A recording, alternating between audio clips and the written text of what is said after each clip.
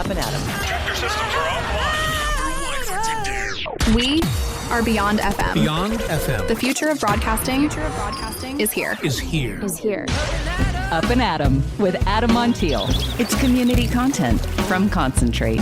It's Up and Adam with Adam Montiel. Some say life is where it begins.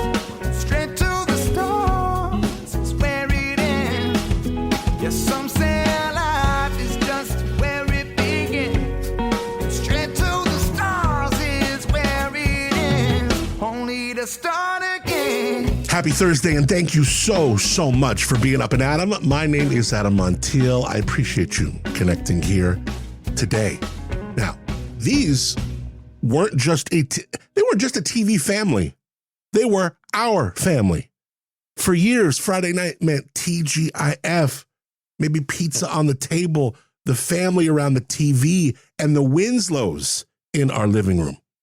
But what happens when you go back decades later and rewatch the show that helped raise a generation? Today on Up and Adam, Telma Hopkins and Kellie Williams, a.k.a. Aunt Rachel and Laura Winslow, open up about growing up under studio lights, the kind of awkward ponytail years, and the lightning in a bottle magic of Steve Urkel. And while they're still learning things about family matters that they even never knew. Plus, from Motown sessions to sitcom icon status, Telma talks about the moment her grandmother realized someone would, in fact, pay her to act silly. And Kellie gets honest about what it was really like being a teenager on America's most watched Friday night stage. Kind of growing up with us, but being watched by everyone as it's going on. They're back with a new podcast called Welcome to the Family. It's another one of those kind of rewatch podcasts, but they're bringing in like producers and actors, and it's really, really entertaining. The conversation just feels like home. Can't wait to introduce you to them in just a few minutes. Before that, we got a couple lo-fi headlines. I don't know if you're into skiing or not, it's that time of year, and if you've ever looked at those giant ski resort price tags and felt like your wallet flinch, I mean, you are not alone. It's been weird. I've been reading like a few different articles, even seen some videos on this dynamic, because you have one or two companies that bought up all the things, and now they're hiking up the prices and really kind of controlling the market. Skiing in North America can feel extortionate if you're just walking up to the window with no plan. But there's some awesome, affordable, and kind of low-key spots across the U.S. where you can, keep the stoke high without breaking the bank. The key takeaway from this CNN travel story I'm reading from, skiing doesn't have to be Vail and Aspen boardroom prices every day, right? Soaring lift ticket rates at big resorts, I mean, it's wild. But smaller community-focused mountains, they got great snow, great vibes, and much, much, much lower prices, sometimes half or less of what you'd pay at the big guys. So the article was talking about like community-style Hills Rock, resorts like Powderhorn Mountain in Colorado. They get called out for their chilly, low-cost vibe, fun terrain for all levels. Stay in Grand Junction, enjoy some local breweries, and you've got a winter trip that's cool without the burden of big resort pricing, which has really become a thing. Watch the pricing model. A lot of big resorts use dynamic tickets, meaning if you book the day of, that ticket could be $200-$300 plus without breaking a sweat. But if you plan ahead, pick smaller areas, tickets cap out around, $1.25 or maybe less at places far off the radar. Small spots still deliver a lot of fun and a lot of snow. Some of these lesser known hills they got legit snowfall, uncrowded slopes, and really kind of a community feel you just don't get at the giant destinations. Think local lodges, not like luxury chains. Friendly crowds and like actual room to ski without long lines. Bottom line, big resorts, they dominate the headlines, but there are underrated wallet-friendly options across the U.S. where you can ski, lodge it up, share some hot cocoa, hit the town for some local beers, and still not morsel your budget away to shreds. So I thought, as I kept seeing these articles in that same theme, I thought I'd bring a story to you, but pretty interesting if you're into skiing. I don't. I mean, I grew up here in California, and if there's a little bit of snow around me, we'll slide down it, toboggan it, whatever. But no, I've never been skiing, never been snowboarding. All right. This is a local story for our lo-fi headlines. This one is local, but it's got some teeth to it too. The city of San Luis Obispo officially talking about creating a renter registry. Yeah, basically a system that would require landlords to register their rental properties with the city of SLO. So here's the play. The idea is to build a database of rental units so the city can keep their hands on, track the housing conditions, the code compliance, and potentially crack down on problem properties. But the thing is, there's already code compliances, there's already housing conditions, there's already state laws. So a lot of people are kind of scratching their heads like, what are we doing here? Supporters, they say, well, it's about accountability beyond the laws that already are designed to keep landlords accountable, making sure renters are living in safe, up-to-code housing. Good, but we have those. Landlords, some of them are waving a red flag, and even some renters are, because the concerns being floated are, well, sure, more bureaucracy. Who needs that? I mean, look, we could just work on your parking structure that's taken 20-something years. Oh, more fees. Now we're talking. More reporting requirements, potentially, and I got to scratch the word potentially, higher costs that could trickle down. I got to scratch out the word could, will trickle down to who? The renters. Because let's be honest, when government adds a layer, it rarely comes for free. City leaders say this is still in the kind of discussion phase, so no final vote of yet, but they're gathering feedback before moving forward. So this isn't done, but it is something to watch and maybe make your voice heard depending on where you come from this, And if you rent in SLO or you own property in SLO, this could shape what housing looks like right here in the next few years. Look, local policy, real money means real consequences. I'm interested in this. I'm definitely going to keep an eye on this story. And here's really the hard truth. A rental registry, and I really think it could hurt the very people it's claiming to help. Because for homeowners and small landlords, this means new fees, potentially $500, $600, $700, $800 per unit per year, more paperwork, more risk, those costs don't just disappear. They get passed along. In fact, when they did the public comment, many of the landlords were like, yeah, of course I'm going to pass this along to my renters. And that could mean higher it's going to be higher rent. Fewer small landlords staying in the market, which means you're just going to get some of these big dudes in here. And no one wants that. And less supply in a city that's already starving for housing. And a community that says it wants housing to be more affordable. How often do we see that? Affordable housing, affordable housing. The only time we hear that now is when they align it to our homeless problem. But how about affordable housing for people who, you got two adults in the house, both working full-time jobs, and they can't buy a house? Everybody wants more affordable housing. This could literally do the exact opposite. Kind of adds a new layer of bureaucracy without building a single new unit. It might feel like action, but if it drives up costs and then reduces our options, it makes access to housing even harder. Sometimes policy that sounds good on paper creates pressure in other places. And this one, I don't know. This one I feel does. And I'm going to put a little prediction here. Mark these words. From this alone, rent will go up. If this happens, it's not happening now. It's just in this discussion phase. Rents will go up. The average rent here already upwards of $3,000. I want to say it's like $3,200. This will raise your rent in San Luis Obispo. So something to consider, something to learn more about. And I can't wait. I'm overdue to get Erica A. Stewart, our mayor, who is a wonderful and smart woman. I want to get her in and definitely ask her about this. Maybe even some other folks on the city council too. So very, very interesting. Okay.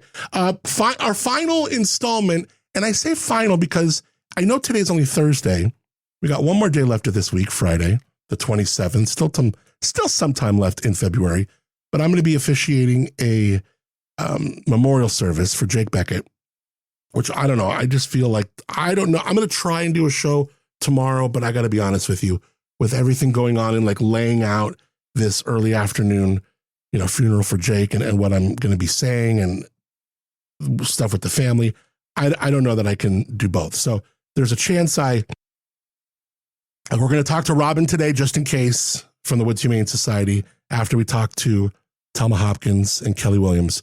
But I wanted to give you one final installment of our Black history, because this has been and I've had a lot of good feedback on it. And I think it's awesome because, I feel what we studied in Black history here this month that we brought on the show, it wasn't all about barriers. It was about building, So if we're going to end this series, we're going to end this one with money, not symbolism, not a footnote, money. Because we've talked inventions, we've talked courtrooms, we've talked war, we've talked medicine. Now we talk capital. Her name, Mary Ellen Pleasant.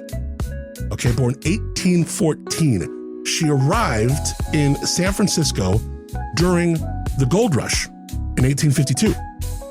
Not as a prospector, as a cook. There was a bidding war to hire her. She was paid in gold. And she did something very critical with that payment, those payments in gold. She invested boarding houses, laundries, restaurants, real estate, banking connections. She built relationships with power brokers all around her, including even Thomas Bell of the Bank of California. And together they built some serious wealth. By some estimates, her fortune reached tens of millions of dollars. Let that land for a second. Damn. A Black woman in the 1800s, operating in California, moving capital, building assets, quietly, strategically, super effectively. It's pretty rad. She helped fund legal challenges to slavery with her money. She supported freedom movements with real dollars, not just words. So this is not a symbol story. This is a scale story. She was able to help out a lot of people.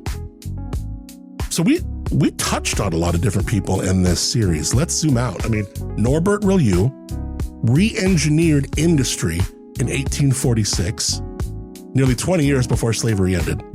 Frederick McKinley Jones, remember him? He built the modern cold chain refrigeration abilities that it actually fed troops.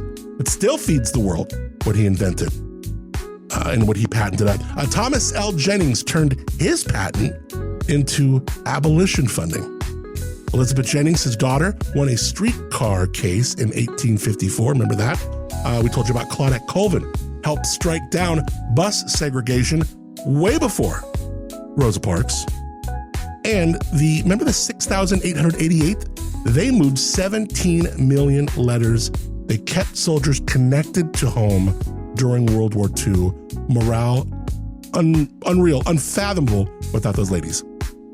I told you about Jack Sisson, risked his life in 1777 for a country still forming during the Revolutionary War to get that British brigadier general. Remember, he did it like Jason Statham style, headbutted the door and just like reached in, unlocked it from the inside. Damn. We told you about Ben Carson, led a 22-hour surgery that had never been successful before and was. Remember, disjoining those two twins, those conjoined twins. And then finally, Mary Ellen Pleasant built wealth and funneled that wealth to freedom. So this is not one note. This is a symphony. It's skill, it's risk, it's capital, it's courage, it's complex. Black history, not a single story, we learned that. But it is not only struggle, it's not only firsts, it's systems built, industries moved forever, laws changed, wealth created, and barriers challenged and broke down, dimension restored and built. That's the series of Black History Month that we hope you got from this all month long. Fantastic. Well, I'm going to see if I can even on Saturday, because that'll be the time, because definitely learned a lot this month. More than I ever had, seeing like the little nuggets that, sometimes you see in the media that are just like, really kind of dove in. All right, before we get into our chat with Telma Hopkins, Kellie Williams. I want to tell you just a couple days left. 2 days left. If you want to get these locals only tickets to Paso Wine Fest, all weekend long, there's something going on. May 15th through 17th. The big grand tasting, that marquee event, Saturday, May 16th. Over 100 wineries, fired up food, live tunes, Paso just killing it. It's going to be so much fun. Going to be so much fun. You got to buy these tickets, these locals only early birds in person. 2 places to do it. The Paso Chamber on Spring or the Slow Chamber on Monterey. Hey, get them in slow.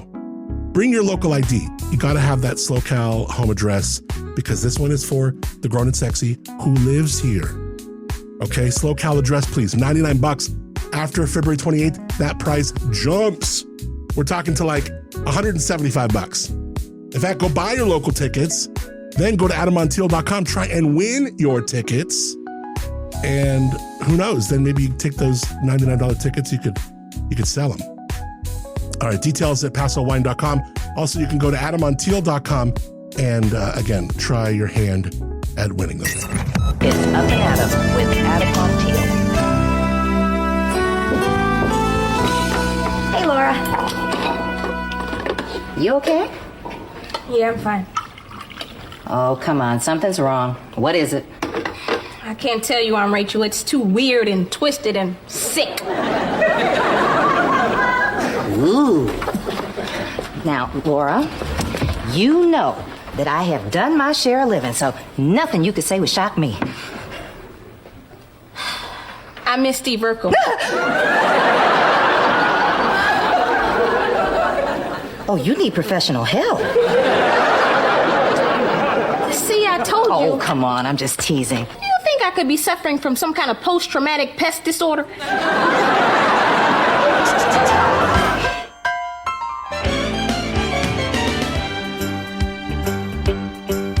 It's a rare condition this day and age to read any good news on the newspaper page. And love and tradition of the grand design, some people say it's even harder to find. Well, then there must be some magic clue inside these gentle walls. 'Cause all I see is a tower of dreams, real love bursting out of every scene. Days go by, it's the bigger love of the family. All right, from Friday night TGIF to now a podcast that's taken us back episode by episode. These 2 women helped define a generation of television. You know them as Aunt Rachel and Laura Winslow from Family Matters. But today we get Telma Hopkins and Kellie Williams, the women behind the legacy. This show, well, it was just such an imprint. I don't know, maybe it's because I, grew up in the 80s and 90s.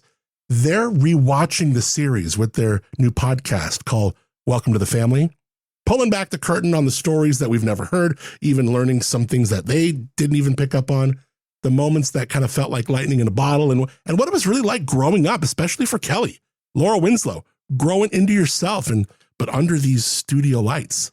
Oh my gosh, Telma, Kellie, I can't thank you both enough for being Up and Adam. How exciting is this? It's very exciting for us. Now, were you out stomping grapes or what was going on there? Well, it's not quite harvest season yet, but I do a wine show called Where Wine Takes You. You guys like wine? Yes, I do, as a matter of fact. I don't drink it often because I don't know enough about it.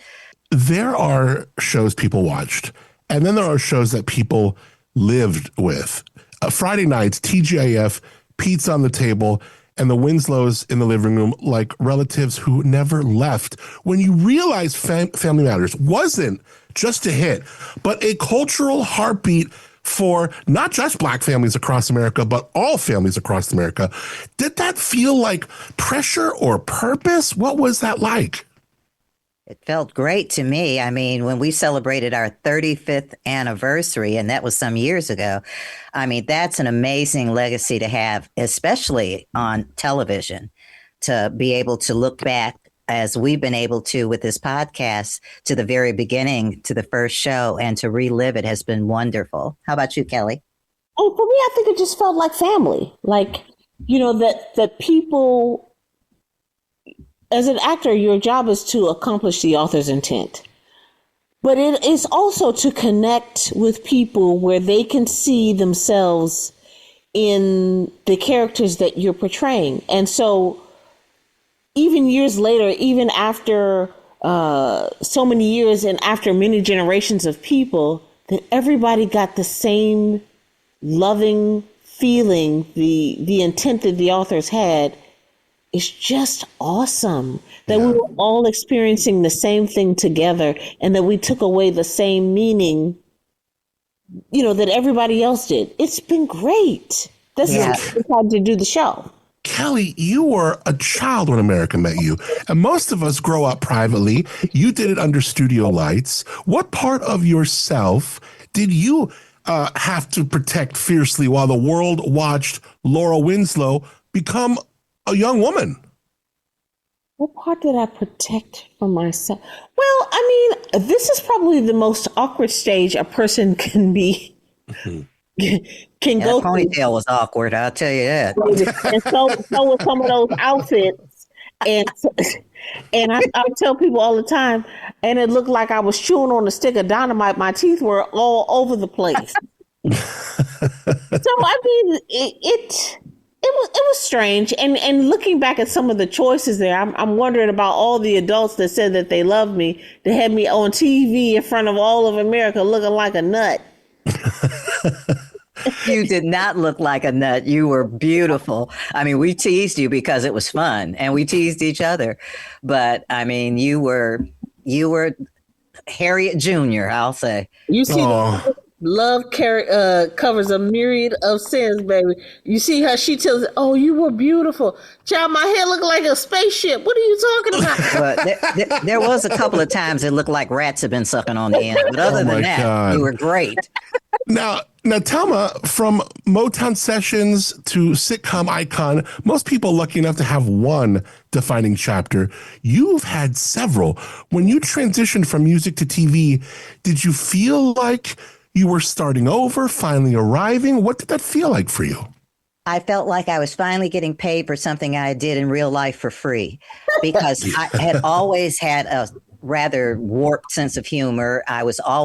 My grandmother raised me, and it just used to drive her crazy because I would make jokes about everything. And she spent so many years telling me, "Girl, you better get yourself together because ain't nobody going to be paying you to be acting silly."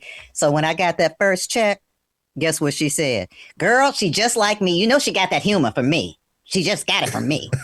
So she changed her tune real fast. There's a moment, Kellie, when in TV history when a side character becomes a phenomenon, but you don't have a Steve Urkel without the counter of you and the way you wouldn't give him the time and never could quite win you over in those moments where he would edge close to it. And then, of course, Stefan Urkel, where then you're into him. I mean, like, your counter engagement with him was so pivotal. What were those moments as you started noticing this side character and your work becoming really important to the theme of the show? Well, I mean, I think this is also, it really speaks to the know-how of the writers as well. I mean, the words were there to kind of help guide what me and Reggie did with as opposites of Urkel, the character. So I mean, I think it was just having a great cast, having great writers. It just was like lightning in a bottle. It was easy because we were having a ball first, but I mean that it just was there. Everything was just there to do the work with. Both of you, tell me about this podcast. How deep are we going? What kind of stories are we pulling the curtain back on? Telma, give me a little bit. Well, it's a rewatch podcast, so we get to go back and watch the shows, and then we get to bring on either writers or directors, the cast members. And honestly, we've been finding out stuff we didn't even know, because we can ask somebody like a Bob Boyett, how did this idea originate? How did you find this particular writer for this particular show? So it's really going behind the curtain, and we're learning stuff that we didn't know just along with the audience, and that's that's just been so much fun with the characters, with the cast members, and even with friends of the family. We've got great people like Yvette Nicole Brown from Community coming on. We've got Rico Ross. We've got Loretta Devine, who is an icon in herself. And they weren't on the show, but they loved the show and they had an opinion about the show. So it's just been great. I mean, what Telma said. Well, man, talk about taking the easy way out. I love these rewatch ones. And I don't know that there's a more, this wasn't on my bingo card to hear about this. And I was like, this is awesome. Because, Kellie, when you were growing up, TGIF, literally everything to somebody our age. It was time we actually connected with our family, not the kids at school. And these different shows, you feel like you know all the kids in them. What was it like being a kid and being part of TGIF? One of the most just incredible times. I mean, it was unbelievable. Until then, I had done mostly commercials and local theater in DC. So being a part of it was it was tremendous. Like, all of the adults had huge careers. Everybody was super talented. The producers had huge hits like Laverne and Shirley and everybody just had all these storied careers. So it was unbelievable. Unreal. I couldn't even really put into words what culture shock, how awesome it was, how wonderful the experience was. But it just was whoever has that on their bingo card? Nobody. I know. The show is called Family Matters, but decades later, here you are, Aunt Rachel, Laura, still choosing each other, which is so cool. It really shows what family means to both of you. And welcome to the family with Telma and Kellie. This is so awesome. I can't thank you both enough for taking the time. And I beg your indulgence for the first few minutes. I apologize for that. And I just hope that my path crosses with you ladies once again. I get a chance to talk to you as this podcast becomes bigger and bigger and bigger. Thank you, Adam. From your mouth to God's ears, okay? I love it. All right. Take care, ladies. Thank you so much for being Up and Adam. Thank you. Some say life's where it begins. Straight to the stars is where it ends. Only to start again. Telma, Kellie, thank you truly. Links in the show notes to their podcast. They're doing it every week. Rewatching Family Matters and giving you the inside scoop. It's called Welcome to the Family. We got all the links for you in the show notes, so check it out. All right. It is Thursday. Again, told you earlier, I'm not quite sure if we're going to be doing a show tomorrow because I'm going to be officiating the service for Jake Beckett. And that's at 1 p.m. Yeah, right? 1 p.m. tomorrow at Rivoli Family. If you knew Jake and you want to celebrate his life, I think they have overflow. It's gonna be big. There's gonna be a lot of people there. I'm very excited and touched that the family asked me to officiate this. I just don't know that I can take on doing a show Friday when my whole brain, mind, heart is into putting together this service. And I'm not a pastor. I don't do this every Sunday. So to put together a service like this it's a big deal, and I take it very seriously. So I'm not sure I'll be able to digest everything to put together a show tomorrow and do that. So that is why we are talking to Robin Coleman right now. She is from the Woods Humane Society. She is my favorite part about finding forever homes for dogs, even cats. Love Robin and her work. Robin, thank you for being Up and Adam.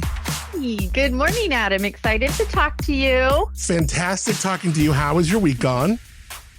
Going good. Glad the son decided to come back and visit. I know. And I'm really excited to talk about our pet of the week. I wanted to share him a couple weeks ago, but as shelter dogs do at times, he got kennel cough, so he was made unavailable, had to go get some rest and some medicine, but now he's feeling better, he's looking better, and I'm excited to share my boy Scar. Did you see his cute picture I sent you? He is a really cute dog. Has one of these real gentle, sweet smiles and that has one of those faces that looks right at you. Well, I'm interested to see, I see a lot of dogs at Woods and been there for a while. So I see thousands of dogs And I have never seen a dog that looks quite like him. What do you think his breed is? I would say again, this is a front-facing picture, so I would say he's a little husky mixed with is he a little older? No, he's only, I think he's only about 3. Oh, okay. So the gray is almost, it's not like age. It's actually part of this coloring. I don't know, maybe a little cattle dog in there? Okay, so he was listed at the county shelter, which is a mix I have never seen. He was listed as a husky golden retriever. If you see his color, he's kind of a golden. Yeah. I was going to throw like a little 9-10% of that in there, but I just didn't. But I totally see it. But you're right. It is the color. And also just a very kind of congruent, friendly, when you look right down the nose, right straight on at the face. Yeah, I could definitely see that.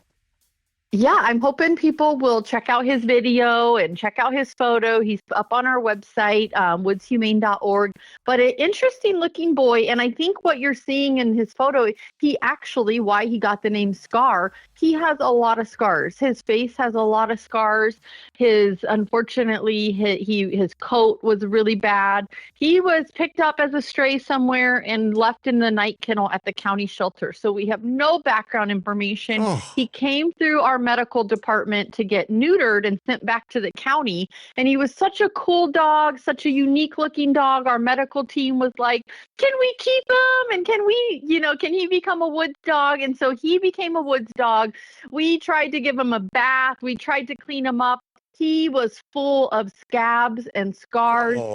I don't know if he was left out, if he got away, if he was left outdoors a lot. He doesn't seem to be like super comfortable with the indoor setting in the beginning, but he's getting more comfortable. He's good on leash. He's great with all people he meets. When you go up to his kennel to say hi to him, his tail is wagging, his body starts moving, he gives you that paw. But he's a big boy and a unique looking dog. Don't know a ton about him, but I just really wanted to share. He obviously has been through a lot. He's a young dog full of scars and scabs. We had him on antibiotics. We had to trim. Don't judge him if you come to meet him. We had to kind of shave his tail and back end. So he needs a hero. Our husky needs a hero. He's a handsome, unique boy. He'll make a very great companion. If you had a backyard or some property, I think he would love to kind of be out in the sun and sniff around, but obviously keep him safe and secure, because I don't know what happened to him, but something happened to him.